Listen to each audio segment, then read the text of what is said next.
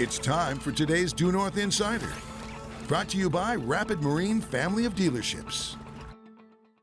Hey everybody, Bill Sherck, the man about the woods on behalf of the Rapid Marine Group. You know, the service technicians over there talk about seeing the same 3 trailer issues over and over and over. So today I want to talk about them.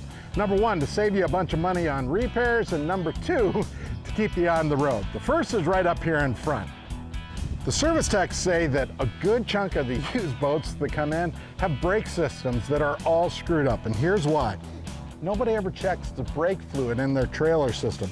All you have to do is pop this cap off, and you look down here in the reservoir. If it's got liquid in it, you're good to go. If it's low or even dry, you need to add fluid. They say an easy way to figure out if it's working or not, if you feel jerking when you start and stop with the boat on the back, you need more fluid. Number 2 and number 3 are back here. Number 2, your tires. Nobody checks their tire pressure anymore. Of course, vehicles have monitoring systems, but you need to check your trailer tires at least a couple of times a season. Number 1, if they are underinflated, they wear very quickly. And number 2, you burn more gas, which right now is a big deal. All right, the third thing to look for, we got to sneak down here.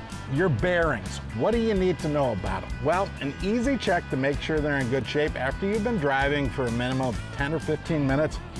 Just feel them. They should be cool. If they are hot or even a little bit warm, you know you might have an issue. The second thing, you pull the cap off and look for grease. I've got plenty, so I know I'm good to go. A lot of people make it a rule 1 time a year. They have the technicians replace the bearings or repack them.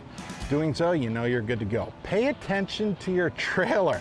No big deal until you're on the road and you have an issue.